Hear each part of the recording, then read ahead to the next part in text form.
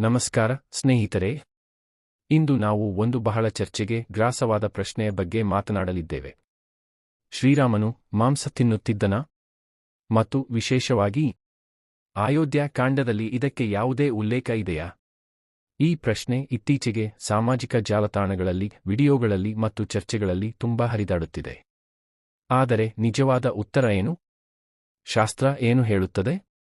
ಇದನ್ನು ನಾವು ಶಾಂತವಾಗಿ, ತಾರ್ಕಿಕವಾಗಿ ತಿಳಿದುಕೊಳ್ಳೋಣ. ಭಾಗ 1. ರಾಮಾಯಣದ ಹಿನ್ನೆಲೆ. ರಾಮಾಯಣ ಒಂದು ಮಹಾನ್ ಇತಿಹಾಸ ಗ್ರಂಥ. ಇದರಲ್ಲಿ ರಾಮ ಅವರ ಜೀವನ, ಧರ್ಮ, ಆದರ್ಶಗಳನ್ನು ವಿವರಿಸಲಾಗಿದೆ. ರಾಮಾಯಣದ ಒಂದು ಪ್ರಮುಖ ಭಾಗವೇ ಅಯೋಧ್ಯ ಕಾಂಡ. ಇಲ್ಲಿ ರಾಮನು ಅರಣ್ಯವಾಸಕ್ಕೆ ಹೋಗುವ ಘಟನೆ ವಿವರಿಸಲಾಗಿದೆ. ಭಾಗ 2. ಅರಣ್ಯವಾಸದ ಜೀವನ. ಅಯೋಧ್ಯ ಕಾಂಡದಲ್ಲಿ ರಾಮನು ತನ್ನ ತಂದೆಯ ವಚನ ಪಾಲಿಸಲು ಅರಣ್ಯಕ್ಕೆ ಹೋಗುತ್ತಾನೆ. ಅವನು ಹೇಳುತ್ತಾನೆ, ತಾನು ಕಂದಮೂಲ ಫಲಗಳನ್ನು ತಿನ್ನುತ್ತಾ ಬದುಕುತ್ತೇನೆ. ಸರಳ ಜೀವನ ನಡೆಸುತ್ತೇನೆ. ಋಷಿಗಳಂತೆ ಜೀವನವನ್ನು ಅನುಸರಿಸುತ್ತೇನೆ. ಇದು ಸ್ಪಷ್ಟವಾಗಿ ತೋರಿಸುತ್ತದೆ ಅವನ ಜೀವನ ಸಾಧು ಸ್ವಭಾವದ, ನಿಯಮಿತ ಮತ್ತು ಸರಳವಾಗಿತ್ತು. ಭಾಗ 3. ಬೇಟೆಯ ಬಗ್ಗೆ ಉಲ್ಲೇಖ. ಆದರೆ ಇಲ್ಲಿ ಒಂದು ಪ್ರಮುಖ ಪ್ರಶ್ನೆ ಬರುತ್ತದೆ. ರಾಮನು ಬೇಟೆಯಾಡುತ್ತಿದ್ದನಾ? ಹೌದು, ಕೆಲವು ಶ್ಲೋಕಗಳಲ್ಲಿ ಅರಣ್ಯ ಜೀವನದಲ್ಲಿ ಪ್ರಾಣಿಗಳನ್ನು ಬೇಟೆಯಾಡುವ ಉಲ್ಲೇಖಗಳು ಕಾಣಿಸುತ್ತವೆ. ಆ ಕಾಲದಲ್ಲಿ ಕ್ಷತ್ರಿಯರಿಗೆ ಬೇಟೆಯಾಡುವುದು ಸಾಮಾನ್ಯವಾದ ಕರ್ತವ್ಯವಾಗಿತ್ತು. ಇದು ಆಹಾರಕ್ಕಾಗಿ ಇರಬಹುದು ಅಥವಾ ಅರಣ್ಯದ ರಕ್ಷಣೆಗಾಗಿ ಇರಬಹುದು. ಭಾಗ 4. ಮಾಂಸ ಸೇವನೆಯ ಪ್ರಶ್ನೆ. ಇಲ್ಲಿ ಮುಖ್ಯ ವಿಷಯ, ರಾಮನು ಮಾಂಸ ತಿನ್ನುತ್ತಿದ್ದನಾ? ಇದಕ್ಕೆ ಸ್ಪಷ್ಟವಾದ ಒಂದು ಸರಳ ಉತ್ತರ ಇಲ್ಲ. ಪಂಡಿತರ ಅಭಿಪ್ರಾಯಗಳು ವಿಭಿನ್ನವಾಗಿವೆ. ಕೆಲವರು ಹೇಳುತ್ತಾರೆ, ಕೆಲವು ಶ್ಲೋಕಗಳಲ್ಲಿ ಮಾಂಸದ ಉಲ್ಲೇಖ ಇದೆ. ಅರಣ್ಯ ಜೀವನದಲ್ಲಿ ಇದು ಸಾಮಾನ್ಯವಾಗಿರಬಹುದು.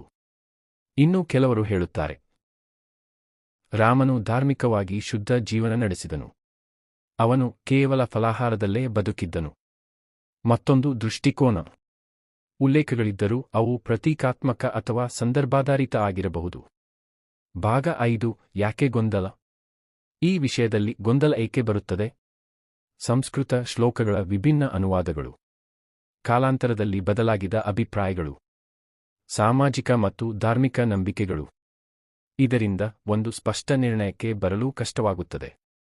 ಭಾಗ 6. ಸಮತೋಲನದ ನಿರ್ಣಯ. ಹೀಗಾಗಿ ನಾವು ಏನು ಹೇಳಬಹುದು?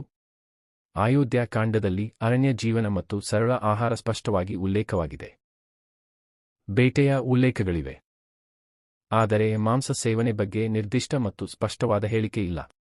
ಅದರಿಂದ ಇದು ಒಂದು ವ್ಯಾಖ್ಯಾನಾಧಾರಿತ ವಿಷಯ.